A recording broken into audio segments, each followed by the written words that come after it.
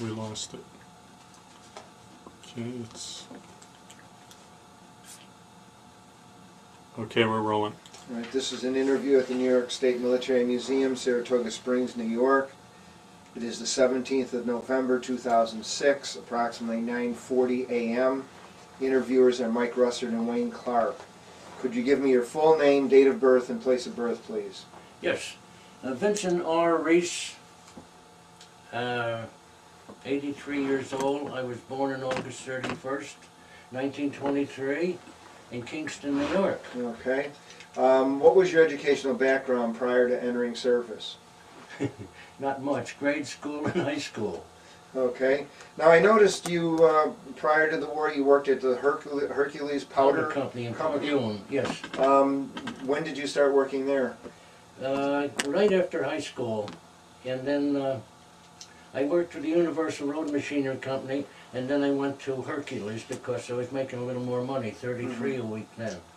And from there on in, I got up into December and thought I'd enlist. So now, was that a defense industry? Could you have been protected from the draft, or? Not really, no. Oh, okay. They had some military Contracts? contracts to support, small. And they built mine scrapers and shub chasers at the Roundout Creek. But no, I wanted to get in. I didn't have a draft card, and I said, well, let's enlist. Everybody else is doing it. Okay. Could you tell me where you were when you heard about Pearl Harbor? As far as I can remember, it was almost dark at the Roundout Creek in Kingston, and that's tidal water there, and we were ice skating, and it was just about dark, and that's all I can remember about it. Do you remember how you heard? Word of mouth there, I guess. Okay. Somebody said something. All right. Do you remember your reaction to this?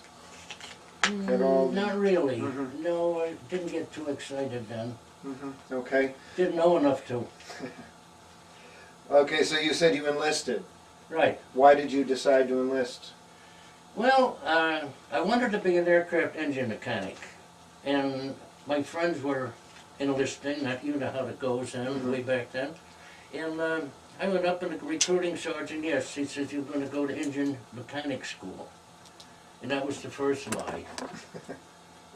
Now I understand how the armor works, but then I enlisted December 7th, 1942. That's a year after Pearl Harbor. Right. So, from there on in, I went to Grand Central Palace in New York to enlist, to take the oath. And that's the middle of December right there, December 10th. It's cold. And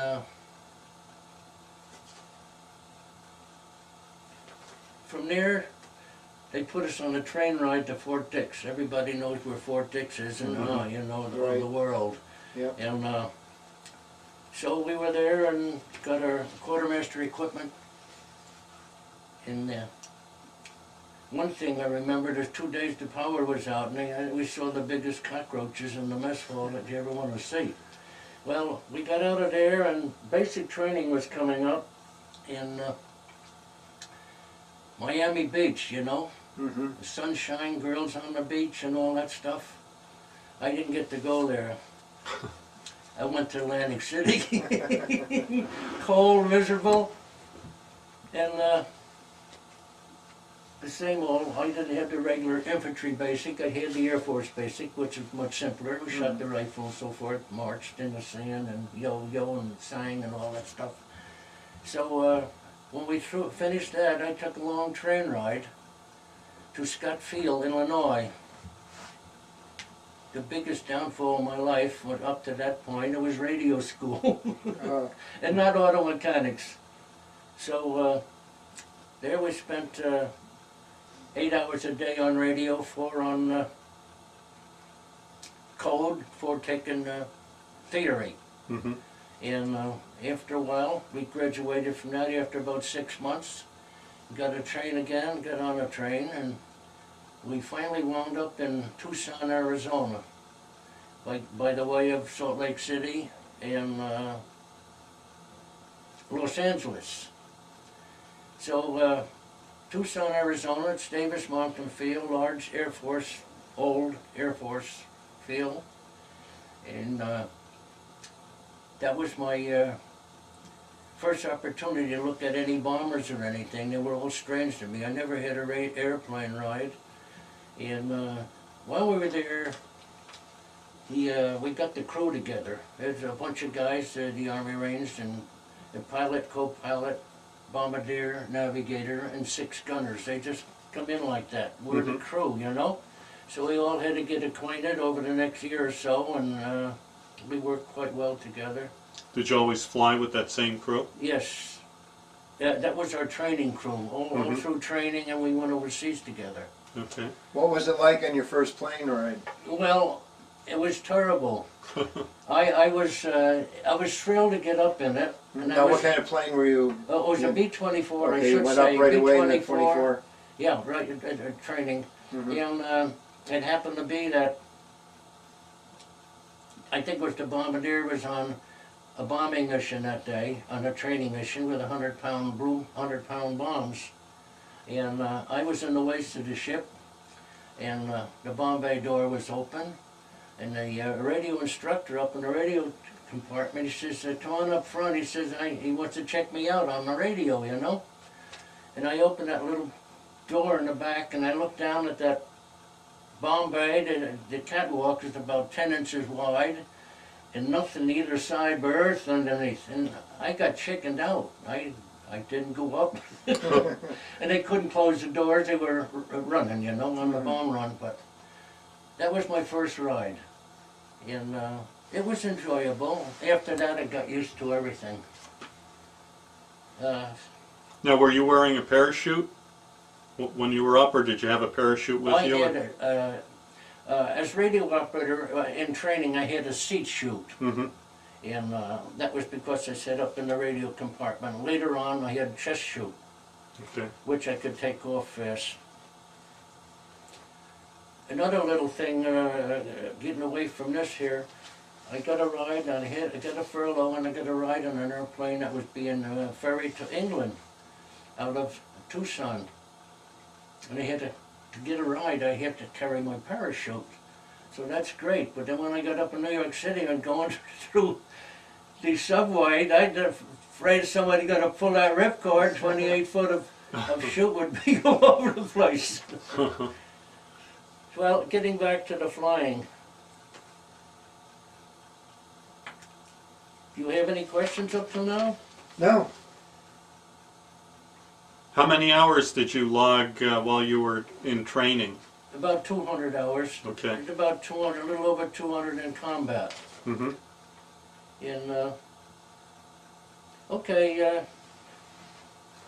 From Tucson, our next phase of training was Blythe, California, into the Mojave Desert, then over to Clovis, New Mexico, and a long train ride into Langley Field, Virginia for our last phase of training. And we finished that. Well, in the meantime, we had gunnery and bombing and cross-water flights and all that stuff, and plus ground school. So we got on a train and they sent us up to Mitchell Field, Long Island. And we're supposed to pick up a bomber up there, 10 crews, to pick up bombers. There weren't any available. They must have shot them all down. They sent them right overseas someplace. I don't know, but so here we are up in Mitchell Field, Long Island. You get on the train, go all the way back to Virginia again. And that's the Army, I guess. And there's this big ship sitting there, and it was the USS Billy E. Mitchell. Yeah, this was the Billy Mitchell this time, and it was a Liberty ship. We went overseas unescorted. It was Coast Guard. They didn't want to be called Navy, so we called them the Coast Guard. And about 200 Air Force, white Air Force people, some infantrymen and so forth. But the rest was 500 or 5,000 colored troops on there. And we took off, left the port, crossed the Atlantic, and on the way over, You know, and on shipboard, you only get 2 meals a day, breakfast and whatever you can get after that. So, officer comes around, anybody want 3 meals a day? And like I prepared myself, like you say in the Army, you'd never volunteer.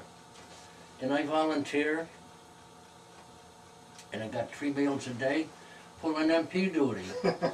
So I had my 45 and the billy club, and they had all these colored troops. I was supposed to keep order in the chow line, and that was fun.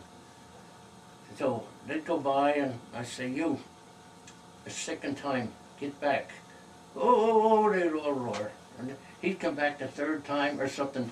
Then somebody said, "Hey, you ain't going to do anything with that little old stick there that you got." And somebody else says, "Hey, you don't have any bullets in that gun." Well, naturally, they know guns. I had a 45, and you could see there's no clip in it. Fun. Well, I never had any trouble with colored people growing up. There was a couple in the neighborhood. We went into the wading pool and so forth. I always got along with people and the colored boys, too. So they didn't bother me. I was completely relaxed with them. Not that I should be scared, but I was completely relaxed, and I had fun. So I got my 3 meals a day. Well, the Atlantic pretty much... Could I ask a question? Were there any Say again, sir? Were there any problems between the black troops and the others on the ship at all? No. No. We got out on deck by ourselves. I say by ourselves. The whites got out, and then we'd have to go down under, and I would imagine the blacks got out in sections because there was a lot of them. They had to come up from the hull, you know. And I don't blame them. They were scared. They didn't want to be down there, and I wouldn't want to be. We were just the first deck below the main deck, and we slept on canvas cots, 4 high, like they did on troop ships, on most of the troop ships. Well, the Atlantic was pretty good. It was calm. We got out on deck, and you could see the ship zigzagging to for safety against submarines, what they could do. And finally wound up at Casablanca, Morocco. That's the city, and you know, well, everybody knows Casablanca. Humphrey was there too. And Did you see him? no, he just left on the plane. He had his lunch pail with him. But we were there a couple of weeks, and finally got on a C-47 Goonie Bird transport, and they had bucket seats in them, and these were all their flight crew that they could put on as much as they could get on the C-47. And we went north and stopped at Oran, Morocco there, right on the Mediterranean, and we had chow. Took off again and flew over all of North Africa, over the Atlas Mountains, and we went across Morocco, Algiers, and Tunisia. And the mountains were kind of rugged. It was a nice ride, and we hit the Mediterranean. It was beautiful. I could say it's like the Grand Canyon when you first saw it. You're really stirred up, you know. And it was getting late in the day, and we didn't know where we were going. And finally, we landed at Catania, Sicily. That was the Air Force, or the airport there at Catania. It's a large city in Sicily there. Up to that time, then the war hit it and it damaged a few buildings. So we landed at the airfield, and there was German and Italian planes piled up each side of the runway from their air battles and all this. They piled them up there. And the control tower was all, and the building was all shot with, from strafing. And like I say, it was getting real late now. And they took us into town by army truck. We stayed overnight, ate chow. And the buildings were, a lot of them were in rubble. They bombed or strafed or shelled or whatever it was. And we got back in the truck the next day. I went out to the airfield and took off. Never know where we were going. And we landed in southern Italy by the heel, that was Mandoria, and San Pancrazio down there, that's south of Bari. So that was the 450th Bomb Group. The Whitetails are a popular bomb group at the time. And some of the crews weren't there. Well, we got off the truck and were assigned to that, and a couple hours later they put us on an Army truck again. I don't know where we're going, but we went up to the 451st Bomb Group. And that morning, a bomber took off and crashed, and they all got killed. And we came up to take their place. And we were outside the tent, and we had to wait with our personal stuff. So they got all their luggage and personal stuff out of the tent so we could go in. And that was with your entire crew that you had trained with? Yes. Okay. Yes, there. All 10 of us. Okay. And it wasn't a funny thing, it was a serious thing in the States. One crew got killed on takeoff, crew number 16, and this was the second crew 16 that just crashed. And lucky we are, the third crew 16. But after a while, when we got started over there, I made up my mind, I'm serious about this, I made up my mind I wasn't going to come back. And couldn't see how I could if I did okay, but it helped me out on sleeping. I didn't lose any sleep over it. I ate well, and I was scared at times like other people, but it did me good. So you can think of something in your mind and conquer your body a little bit. So we started. We got assigned to the tent. A few days later, another mishap. The tent was burnt down accidentally. 100 pounds of 100-octane gas spilled in on the stove, and it went up an inferno. And I was on the cot in the back. It was a 6-man Army tent. And when I went out, there was a frame door somebody put on there. When I went out, the frame door was all burning, and the cot each side was. It went up, you know these old creosote tents. It was gone. And two of the gunners got burnt, one of them quite seriously. He spent the rest of our training in the hospital in Bari. And finally, when he got out, they put him on a bomber and sent him out on more missions. So that was a Jewish boy from New York. And no, he didn't come back to your crew then? Did he come back to your crew? yes. Oh, okay. Oh, no, he did not. No, Oh, okay. no, we had to get a spare tail gunner, another tail gunner. No, he did not come back and fly with us. I neglected to say at the start there, we had 10 men on the crew from Irish descent, German, Russian, and they had this one Jewish boy. He's the man that got burnt. And there's Protestants, Catholics, and Jews on the crew. And we all got along well. No fighting or anything like that. And we're lucky some crews didn't get along that well. So a couple of days later, no, it was the next day, I think it was the next day after the tent burned down, we lost all our equipment. We had quartermaster equipment issued to us, no flying equipment. So that evening before the flight, our mission, we had to go around to the different tents and borrow, excuse me. Well, there's water there if you'd like a Oh, glass. thank you. No old granddad in it.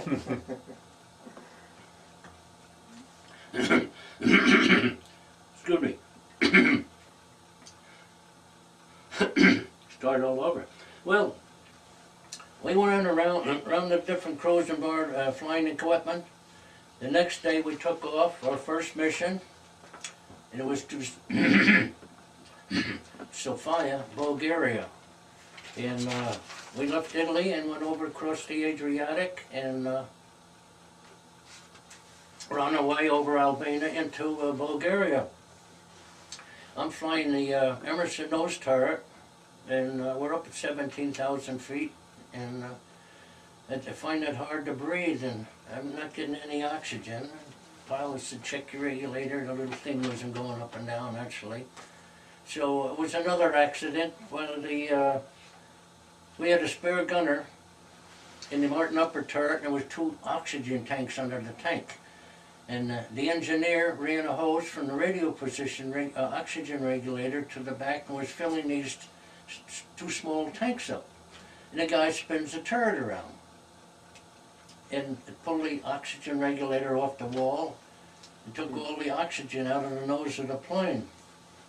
So you can't go on a high altitude mission without oxygen. So we had to abort. We came back. That was embarrassing. What else did we do? How am I going for time? No, don't fine. worry about Don't the worry about time. time. Oh, okay. So that was basically your first mission, and you had to turn around and Yeah, go we had to back. turn around. And I wanted to say something, but it'll come back to me. Well, our next mission was to Steyr, Austria. That was the ball bearing works. And targets in Austria were terrific. The Vienna, Wiener Neustadt, and Steyr, very tough targets. They had a lot of aircraft in the area. And on this trip, we took off at 7:05 in the morning and went out over the Adriatic and up through over Yugoslavia and on up toward Austria. And we got over the target at Steyr, and we had 3 different sets of aircraft coming in for 2.5 hours. We had escort P-38 51s and the old P-47s up there at different times protecting the bombers. And one session of German planes would come in and the fighters would chase them away, and before you know it, some more would come in. So this happened for 2.5 hours of running air battle. And that's the target, we hit that and returned. That was mission number 2. All in all, I did 34 combat missions, high altitude missions. And in Italy, you got away with doing 50 sorties. And England says, oh, 50 sorties.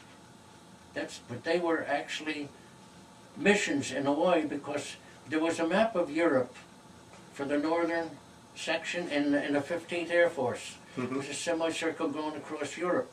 And whatever targets were in that area were our targets south of the line. And some missions you went to, you got 1 sortie, and a long mission, like 7, 8, 9 hours, you got 2 sorties. So it turned out all right. I got 51 sorties and 34 missions. Now, up in England there, at first, all I had to do was complete 25 missions and they went home. Then they changed it to 30 missions and the crews went home. So I had 34 missions, some of them had 30, 32, so we had more than 30. And then they sent us home. And now, where are we at? Now, did you ever go to Ploesti? Yes. I went to Ploesti oil fields in Romania 3 different times. Now, according to the Air Force records, Berlin was the toughest target to go over, and that was the 8th Air Force.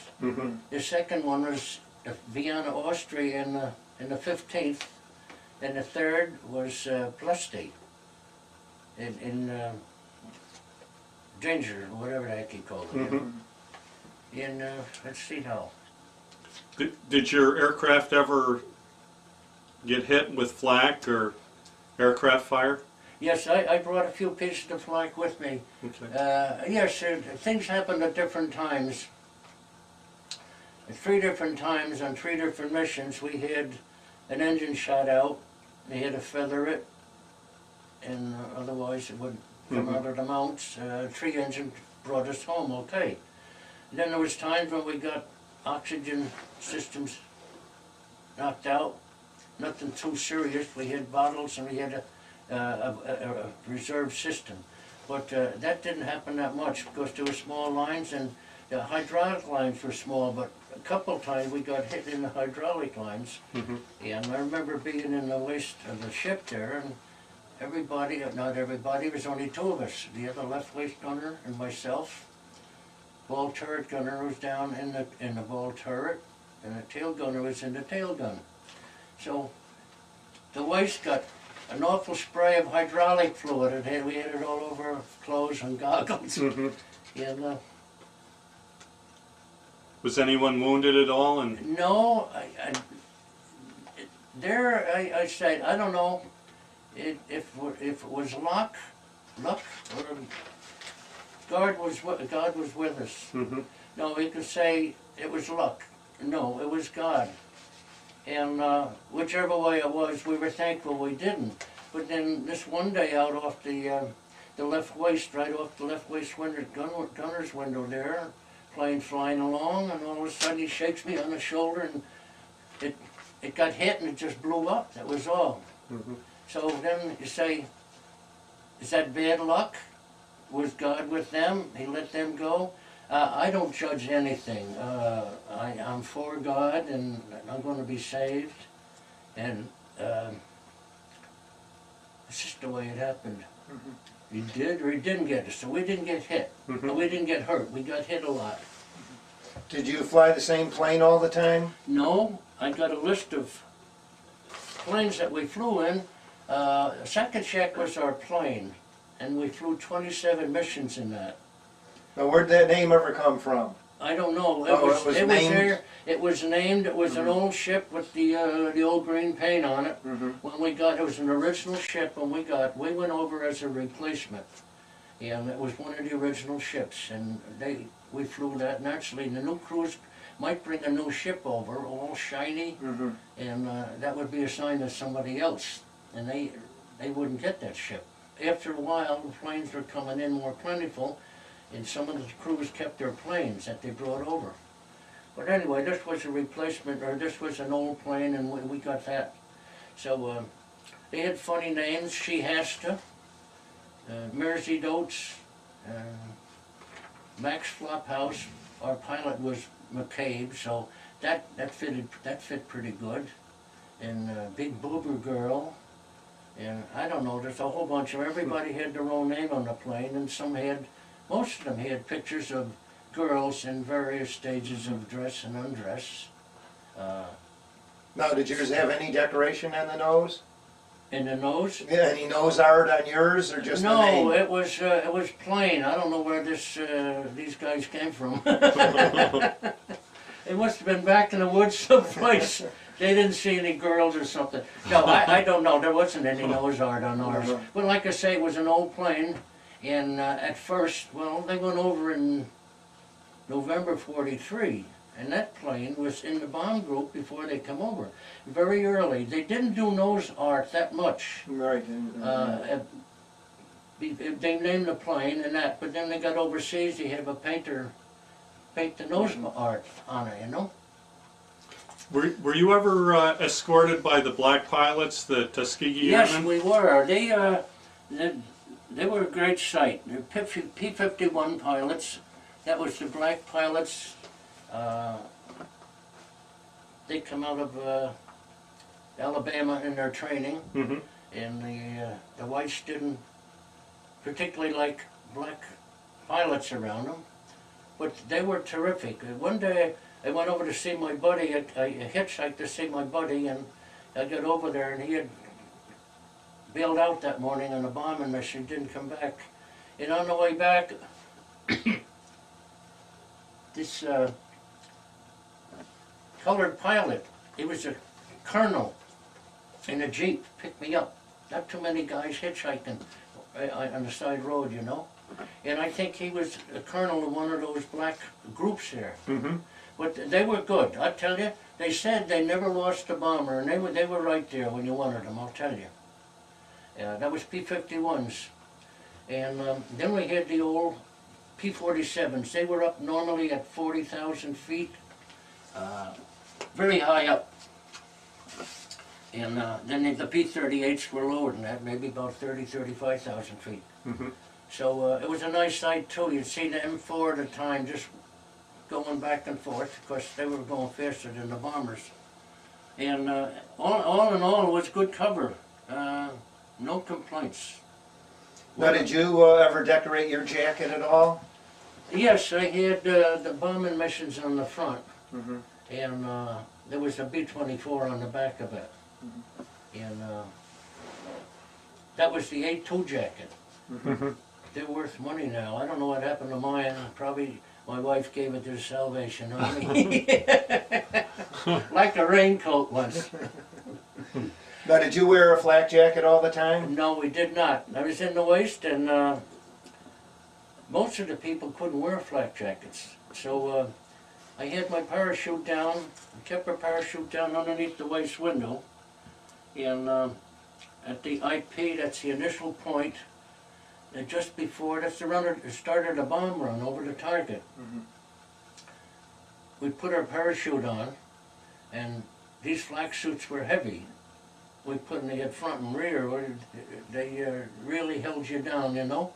And it stayed there when the plane was moving around like this. It's like going up in a fast elevator, your knees bent, you know, and you could hardly stand up. Yes, we wore them. Now, I'm going to go way back. At the start of a mission in the morning, we used to go to operations and check out a parachute. And all the parachutes were the same, round and oval, so forth. They had snaps on them. And our harnesses had rings in it. You just take the chute, snap it on, and you're all set. Well, I picked this square chute out this morning, figured it was something new that the Army had. I'll take it. I didn't check it out. I put it down below the waist window there. And we're just starting the IP, the bomb run. I picked up the chute and was going to snap it up. I couldn't. There was rings on the chute and there was rings on the harness. And for a minute, I was very scared and panicky because all I could see, the wing tanks getting shot, fire in the bomb bay, and in a few very fast amount of time, that bomb bay's engulfed in flames, comes back to the waist. And there I stood with those thoughts in my mind. I either stay in the plane and get burnt to death or jump out without a parachute. I think I'd have selected the second one. But that was one of the big scares. And after a while, we didn't mind the fighters that much. You could fight back. And but they were dangerous. They were good, those German pilots, and aggressive. And they had machine guns shot at us, 20mm cannon, and then rockets. And four of them, shooting at the groups, you know, the bombers are tight, you know. And when they hit, it was a mess too. And we didn't mind the fighters that much. You could fight back. But the flak is kind of scary. Because you look it out and it's all in front of you there, and you got to go through it. You can't do a thing about it. Bombardiers handling the plane, can't deviate, it's running with the bomb sight straight, maybe in for 10 minutes through all that flak. Sometimes it was serious, and sometimes it was lighter. Some was inaccurate, some was very intense and accurate. So, depending what kind of a target you were over, it would vary. Now, places like Bucharest, I was there 4 times on the marshalling yards bombing. Bucharest and Ploesti there, Ploesti I should say, they were shooting 88mm guns, which is a horizontal gun or an aerial gun for the German. Very effective, very powerful. And as the planes went over, they'd pick you up, follow you overhead, and go ahead as far as they could go, and they'd stop shooting and the other ones would just continue on from there. And then also they had these 8 to 88 millimeters on the aircraft, or on the flatbeds of the railroad cars. That was effective. They can move them fast where they wanted to, you know? Mm-hmm.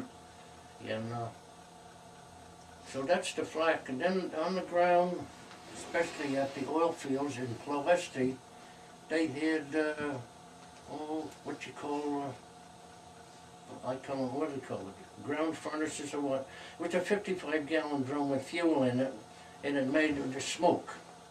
So it obscured the target. Mm-hmm.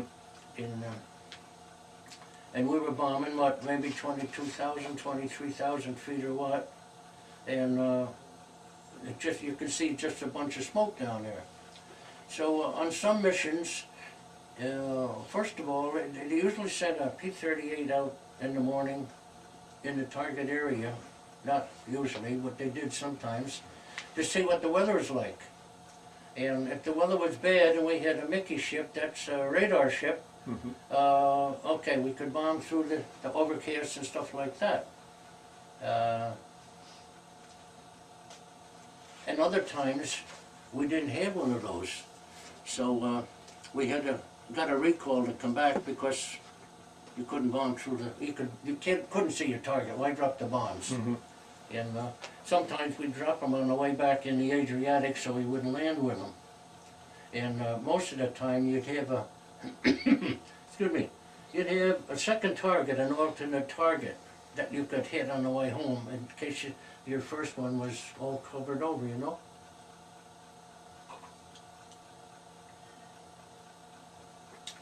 Well, that did the flak and so forth. Now, you mentioned here Yes. in the form you filled out, you had problem with the bomb bay doors opening. Oh, yes, the Bombay doors didn't open like this. On the B-17 they flopped open like this. And on the B-24 they were on rollers and a little track. And you open the Bombay doors, they all four of them. There was one section and the second section. They would open like that. And there were the bombs ready to be dropped. Now the bombs had nose and tail fuses on them. And when the ground crew, before the ground crew loaded them on the plane, they put safety pins in the front and rear fuse so the propeller wouldn't turn and activate the bomb. So they hiced them up into the bomb bay. Then they had what they call an arming wire. It was a brass wire that was hooked to the plane, and the rest of that wire went down through nose and tail fuse. That was another safety. Now, getting ready for the bomb run, the bombardier would come back and remove the pins on front and tail fuses. It's still safe. That wire is going through there Mm-hmm. and keeping the propeller from turning. On bombs away, the wire stays there and the bombs go down. So as soon as the air hits, propellers start arming. And Now, did the wire just break? no, the wire stood there. All right, say this is the propeller up. I mean, the fuse on the bomb here, and this is the metal propeller for the bomb fuse. Yep. And there's one back there. In the makeup of that fuse was a hole, and the arming wire would go through that, and Okay.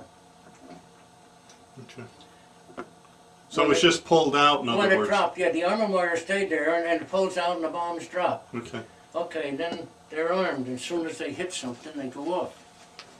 And then we had proximity diffuse bombs a couple times.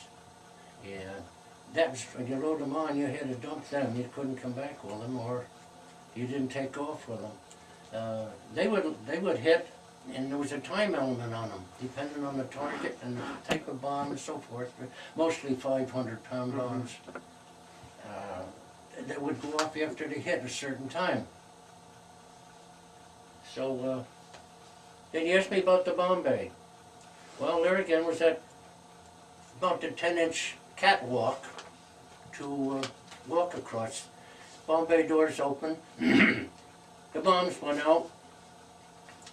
Closed the bomb bay doors. 3 of them would close, and this left rear would be hung up. Well, I went out 3 times after that guy. Foolishly, it was in the wastes, and we were down a lower altitude, and it was flopping ahead, and the pilot said, get rid of it. And I went out, put 1 foot on the catwalk, and 2 foot overhead wherever I could hold, and my right foot I would kick the door and break the door from the little runway that I was running on. I did that twice without a chute. See, I got brave after my first flight. And the 3rd time, the navigator was there, and he told me to put on my chute, and I was stupid not to put it on. But I was just 20 years old, confident, no brains. Though was, they didn't show, I guess. But you didn't mind things when you're that young. You guys know that. And do you have anything else on that end of it? No. So you came back to the States after how many missions? 34 missions, and at first I was ashamed to say this. I finished my missions in 3 months. And sometimes it took a crew a year and a half of, before they completed their missions. Right. They spread it out. They were spread out, and they went to Capri, rest camp, R&R, rest and recoup. Well, we didn't get to go there, and we flew almost every mission. So we finished up in 3 months, and it was only 5 months that it was overseas there when I finished. And believe it or not, they sent us home. Now, what was the date that you came back? We left about the 28th of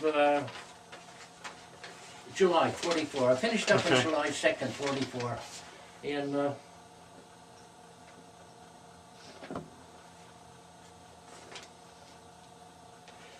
well, anyway, Can I ask you a question before you get home? Yes, You go said ahead.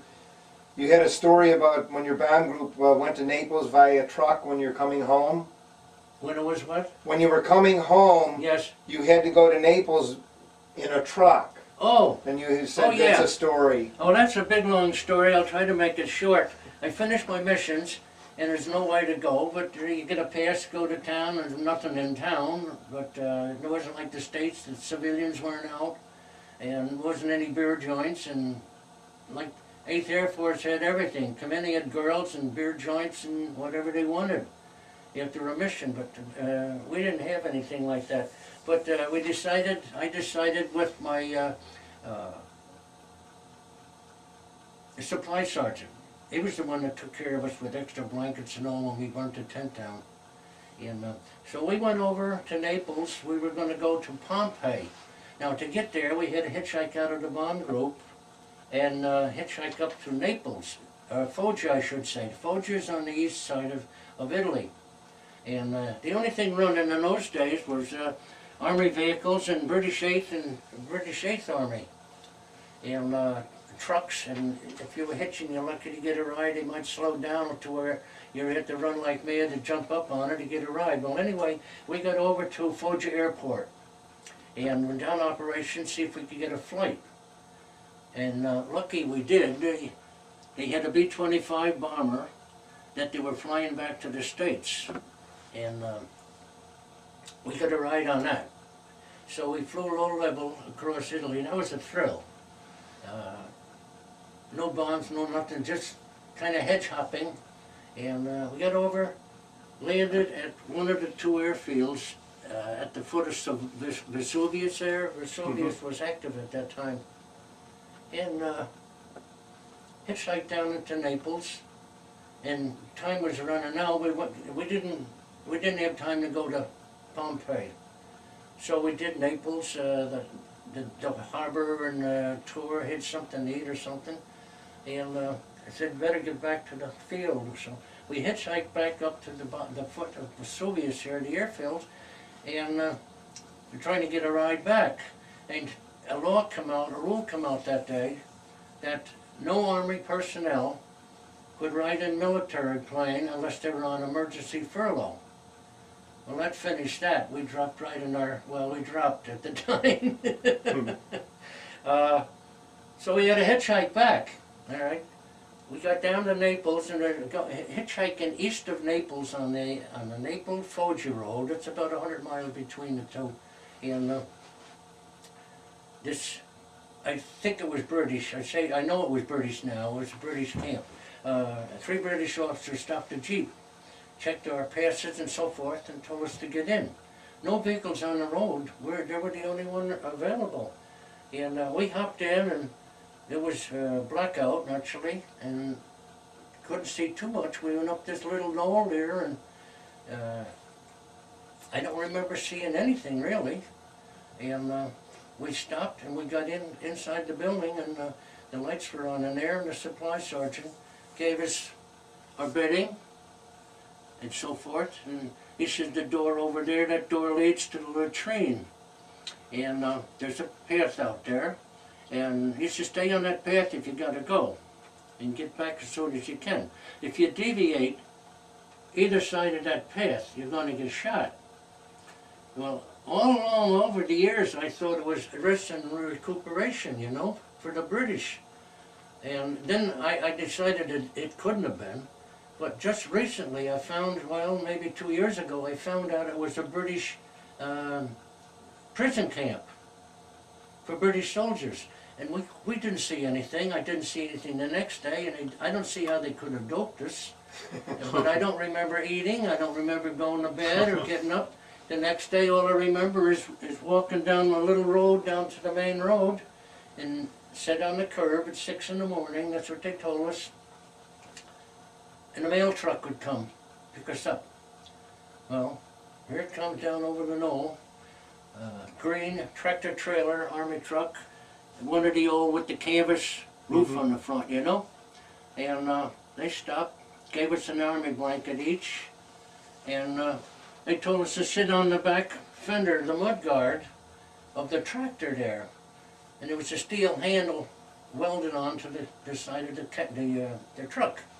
We hung on that, put the blanket over us, hung our feet down, and then, well, I would say what we almost did in our pants for a couple of miles, but it was scary, but up and down these knolls and hills, you know, and we get down through, and like I said, get down through in a little farmhouse here or there, and then I said for the joke, chickens running across the road, and they didn't have any chickens in Italy. There must have been Lend-Lease chickens. So, well, that's a little corny joke, but, okay. We ran and finally got back to the Foggia area, and they let us go. They let us get out off the fender and so forth. We thanked them. I think they were French. They couldn't understand us. We couldn't understand them. And they were wild drivers. But okay, we're right there now. We had a hitchhike back to the bomb group from there. That was south, going toward Cerignola. And then after a few miles down there, we had to hitch back into the bomb group or walk in. Well, we walked in. And it seems to me it was about 3 o'clock in the afternoon then. And with 3 army trucks sitting there full of GIs.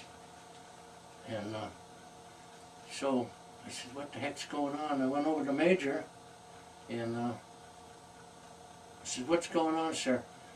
He said, shipment back to the States. I wonder if I'm on that list. What's your name? Yes, you're on the list here. They said, you get your big so-and-so down to that tent of yours, get your equipment back here in a double. Well, good. I was happy.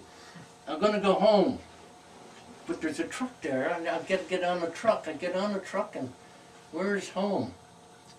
So, funny thing about it wasn't too funny then. We were going to Naples. I had just came back, that whole trip to Naples. Now we had to go back to Naples again, and we got into Naples late at night. And we went to the Repo Depot there. It was a racetrack during the war, before the war, and thousands of troops in there waiting to leave for the States.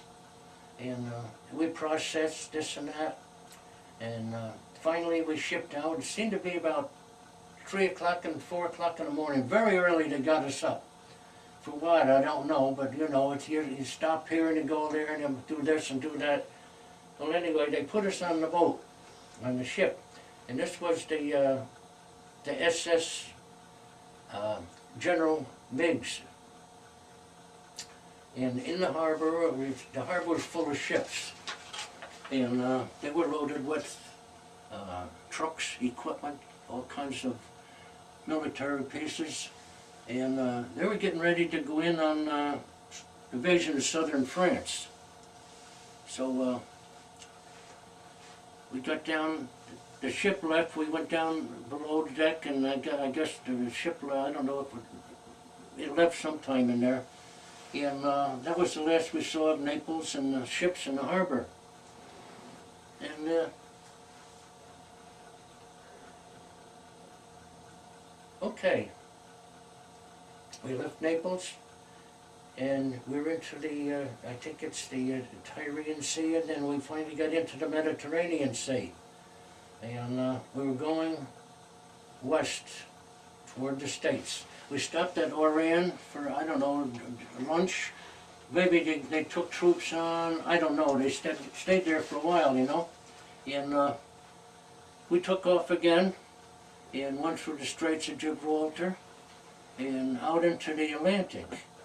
And out in the Atlantic, it was a certain latitude and longitude area, kind of broad, that the German submarines kind of stuck in, because they were bringing ships from England down into the Mediterranean to England, and they were coming in from the States and going back to the States. So it's a good spot to pick up a ship and sink it. So we had different, what do you call it, alarms, sub-alarms that rang the bell, bong, bong, bong, bong, bong, and everybody went to their battle stations. And I want to say, you don't get in the way when these guys are going to their battle station. They're going to knock you down or run over you. So we had a few alerts there. Were you in a convoy on the way back home? No, or no, we just a came single back, ship? we went over unescorted, and we come back unescorted. And the water wasn't bad. You could see the wake again if you got out on deck. And then after a while, as we got closer to the States, we ran into one of the start of an early August hurricane. And of course, you're in the ship, you land in your sack, and you know what it is, and the ship lifts up to a point, and it's kind of quiet, and then you feel the bottom drop out. It settles down and hits the water again and splashes, and it shakes the whole ship. Well, that was up and down for a while. We got out of that, and we hit the States. It was August 4th. Why do I got these glasses on? I'm not using them. We hit the States August 4th, and I got a 30-day furlough from there, and I went home, see the folks. And after that, I had to go back and I had to report to Miami Beach. I'm getting to Miami Beach now. We missed it in basic. So I down there about 2 months on R&R, rest and recuperation. We had the run of the city, we could get passes, and the hospital wasn't strict. Nurse said, my tonsils got to come out. I said, no way, and I won the argument.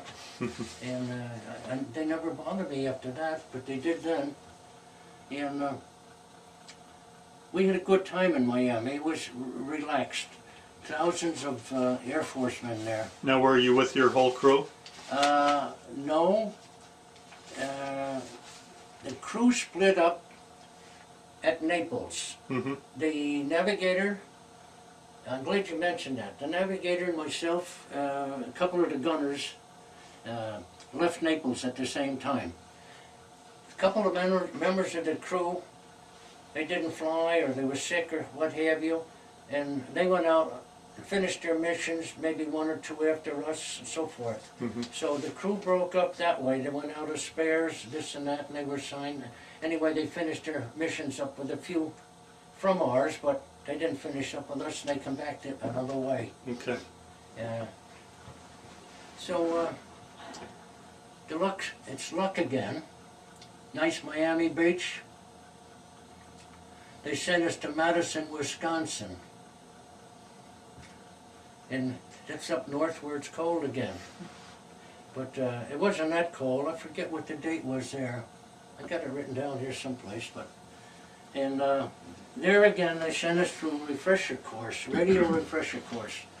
Now, looking back at the Army, the way they ran, I almost think that they were loading the ship, the colored troops and food and everything on that ship when we come over. And here's 10 crews, that's 100 men. They sent us to Mitchell Field to get rid of us. I'm just guessing this. Suppose they got off our plane. And it seems that the Army works that way. We got up to Madison and we were there a while. And then they shipped me out to Scott Field again, Scott Field, Illinois, where I took radio training. And Scott Field and Langley Field had the huge dirigible hangars. Mm-hmm. That we had dirigibles way back when. So I was interviewed. They said, "Would you like clerical work, MP, or physical training instructor?" No way would I want physical training.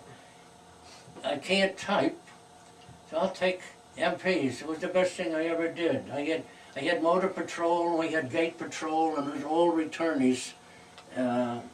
Some of us knew each other, and go over to chow hall at night, get all the pie you want, or they'd cook, or you'd cook your own meat up or something, and bring it down to the gates, you know, the front main gate and the southeast gate.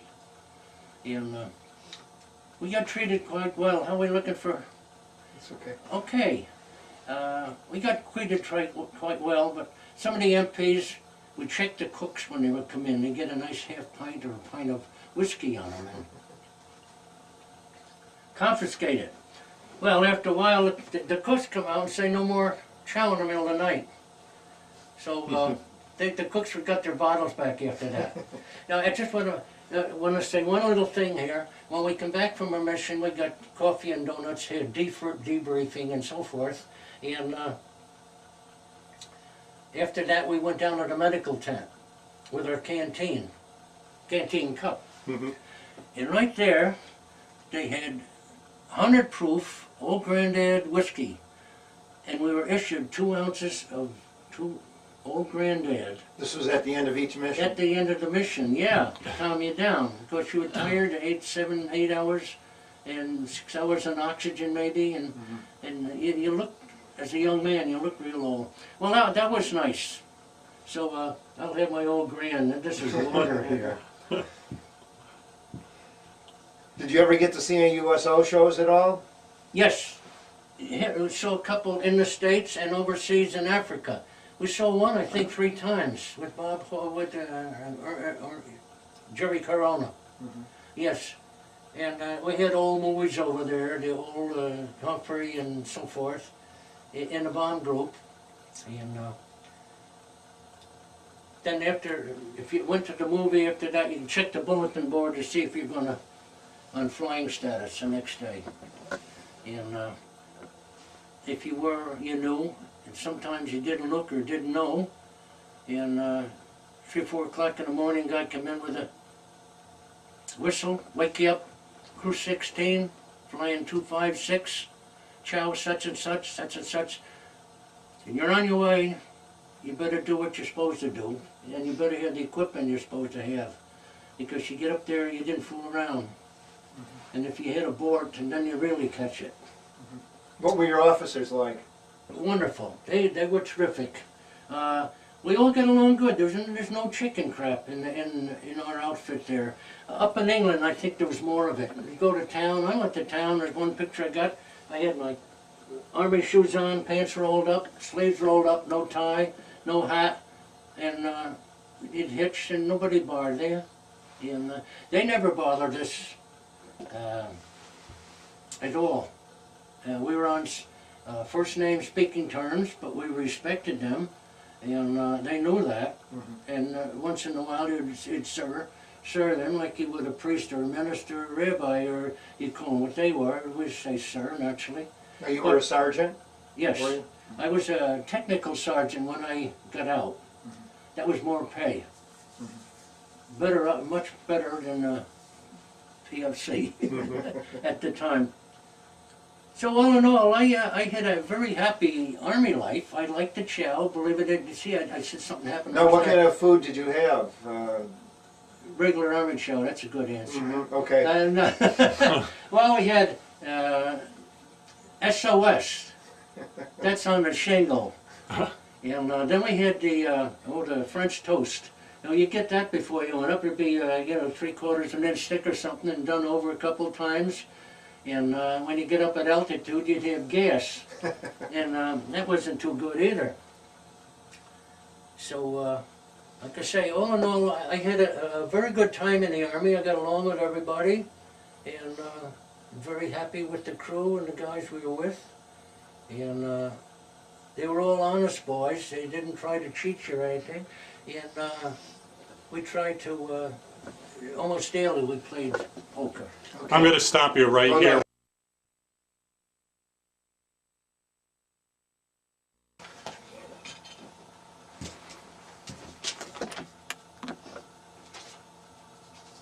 Okay, go ahead. Now, you mentioned you switched stations sometimes? Yeah, I was right waist gunner, and I've been standing up all the mission, and the tail gunner would be sitting down, so we swapped.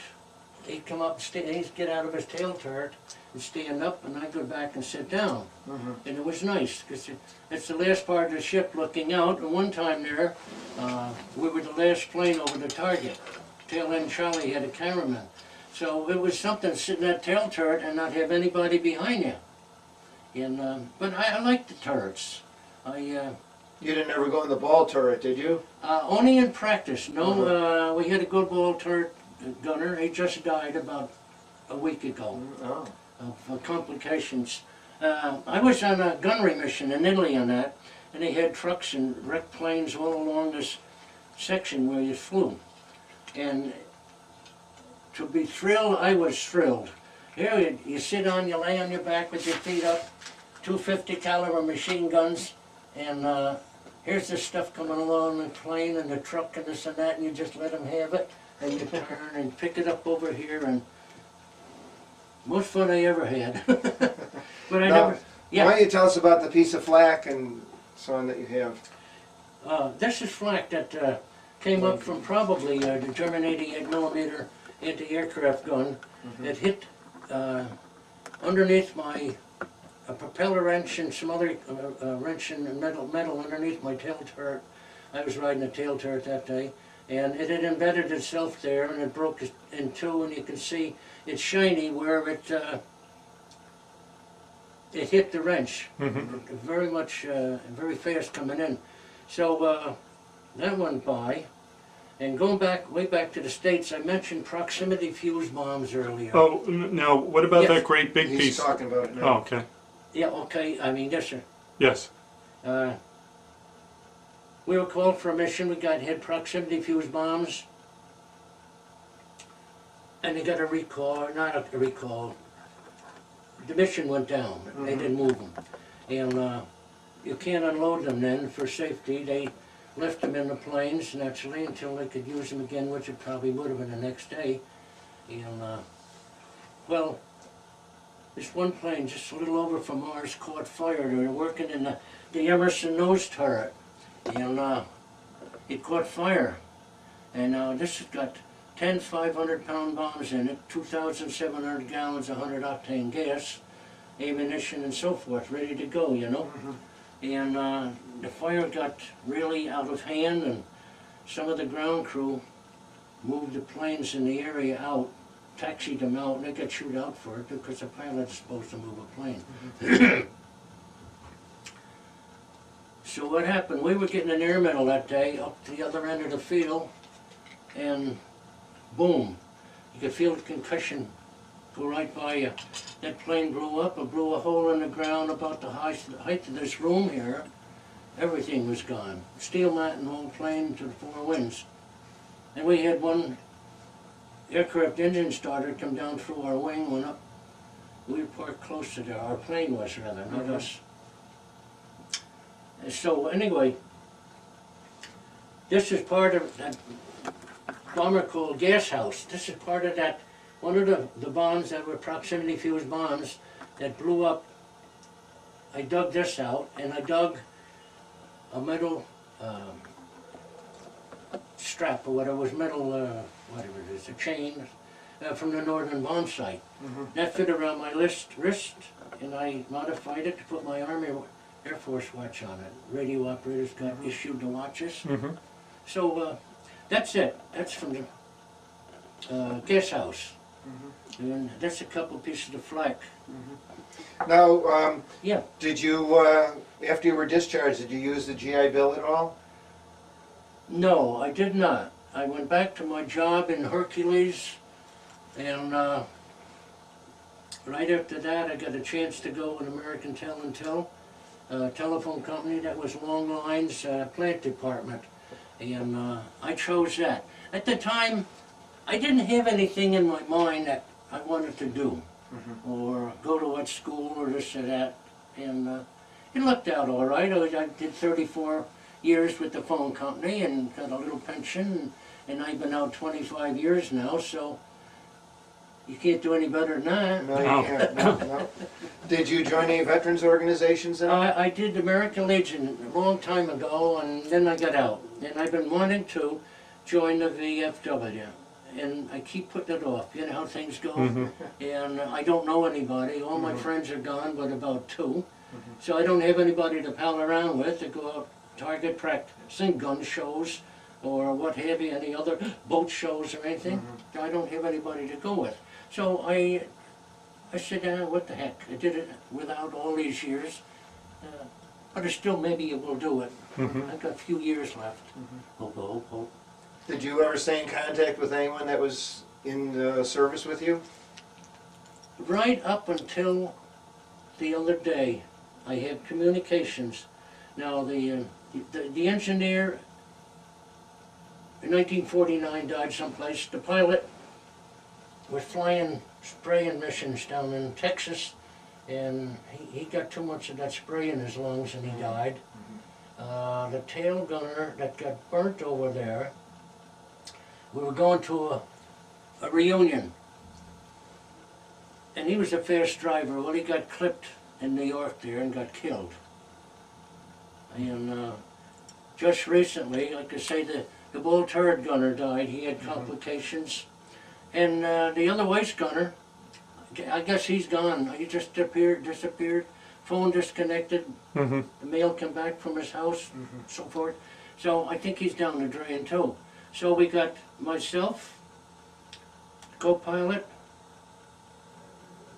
and the navigator, all in pretty good shape.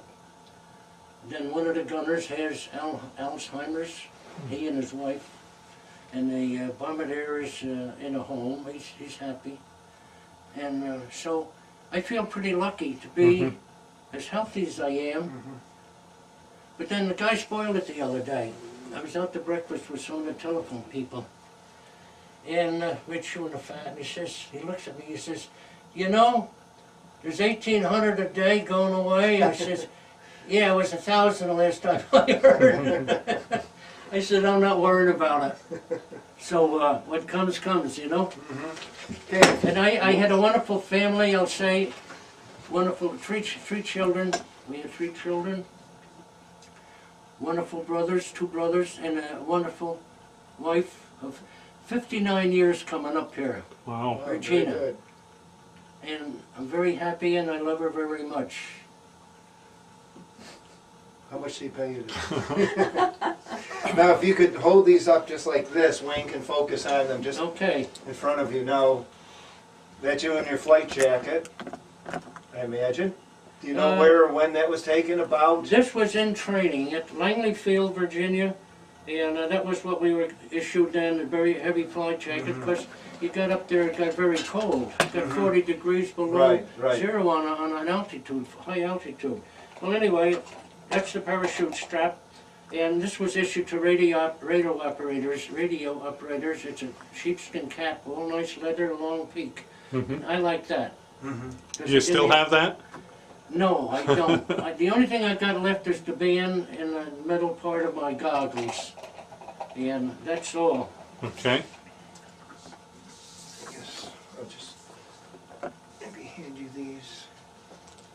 This is the picture taken in the bomb group, 451st Bomb Group, Italy. Okay. This is the 724th Bomb Squadron. That's the one I was in. And this is all a picture of the enlisted men and the officers in the squadron at that time. Okay. I wish I knew how many were still alive, and there can't be too many. But that's the B-24 bomber in the background. Okay. Any idea where you are in there? Yes, I do, but you won't be able to see it. I finally got it out. I'm over here on number 4 engine, right off the edge of number 4. Okay. Up here, in here somewhere? Yeah, over in here, and then the next guy next to me is the one that just died. Okay. It's hard to see. This is a picture taken at Langley Field, Virginia, of our training crew. Now, the Air Force wasn't too formal. Off the base, you saluted, and on the base, you kind of watch your step, but on the flight line, you flew with what you wanted, what you had to fly with. Now, where are you? At Langley Field? No, I mean in the picture. In the picture. Oh, I was just going to show you. Okay. I'm over here with the parachute. And after a while, I sent home for my old cloth motorcycle hat. I was wearing that. And now the pilot, he liked his leather cap. The bombardier, he liked his officer's cap. He wore that all the time. And Jake over here, an engineer, he got the hat up. The engineers and anybody that took care of the plane do groundwork, they had the long peak and picked it up so that they put their head in there. And then it's a regular flying helmet for, I think there's about 6 different headgear in here. And Okay. nothing formal. Oh, this is the old standby here. This is our ship, second shack. B-24 bomber. Emerson nose turret, you can see there on the front. Okay. And second shack, B-24, 451st Bomb Group. And this is a scattered picture after we come back. No, it was waiting for a mission, and the mission was called off. And we were waiting. Now, there's not formal equipment there either. One man, this man in there, he was a crew chief from Rome. He's dead. And that's the new tail gunner. He's dead.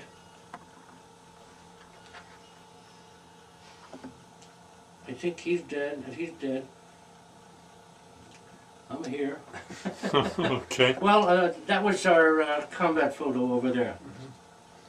Now you brought this in. What is this of? This is what the well-dressed, high-altitude personnel wore on flights. You can see the man, he's got his heavy fleece sheepskin, it's sheepskin jacket. I stutter sometimes. Well, anyway, you got large gloves on here and an oxygen mask, helmet, goggles, and so forth. And what he's touching here is oxygen, a walk-around oxygen bottle. If you got off the main supply, you would snap this on you and you'd breathe the oxygen out of that for so long. And until you got back to your supply, a race supply. Okay. And Now this is basically what you wore when you were up there? Yes.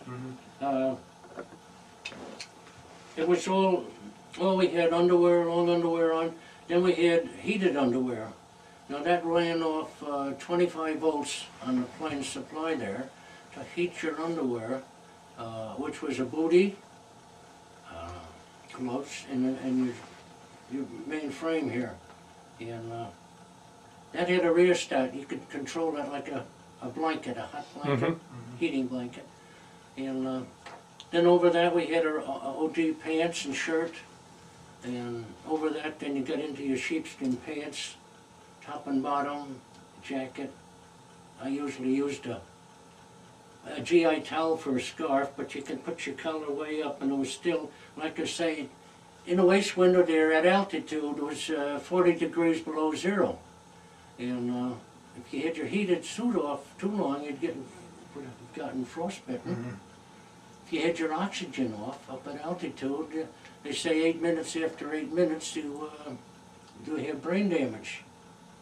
So we're lucky to have all that, you know, going for us. So that's about what that is.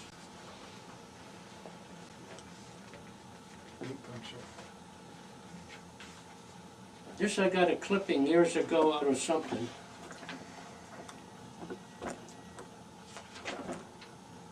Okay. This is the 451st Bomb Group, our bomb group over Ploesti oil fields in Romania.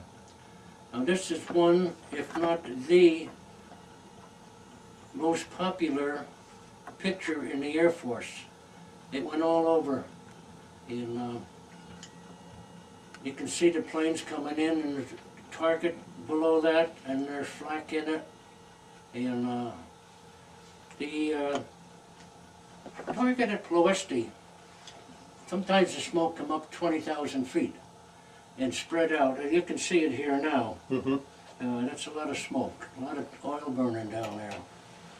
And so Ploesti was very popular. People around the GIs around the world knew what Ploesti was. I've been asked different times, you ever go to Ploesti over the years, you know? And there it is. There's a different picture of it. I don't think your camera will pick it up. You can see the Yep, I see got the it. smoke there. Yep. So that's what it looked like. How do you think your time in the service changed or had an effect on your life? I'm just as crazy as I I don't think it ever did. Nothing bothered me, but I keep wondering the time that I didn't have a parachute and I either get burned to death or jump out without one. I think that must have sunk in quite deep. I don't fly commercial airliners.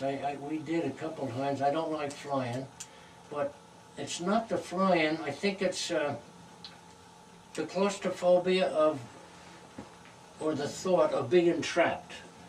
Now this room here is nice. If you didn't have the lights on and that over there or one light on, you get that closed-in feeling. And that's the way I feel on a plane. You can look at the curved plane and hundreds of people up, and there's no way out.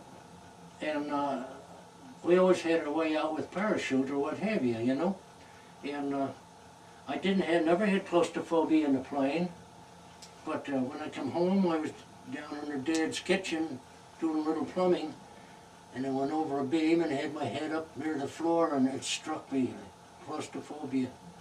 It happened in a telephone booth once, away from I called an emergency number from my uncle. And various times, it doesn't happen, let's say it doesn't happen anymore, unless I feel trapped. And I didn't like flying after that. I'm cautious now. I'm getting old and chicken out, I guess. Get on a bus ride, there's so many bus accidents, the train, and the ships, and the airplane, and that, okay.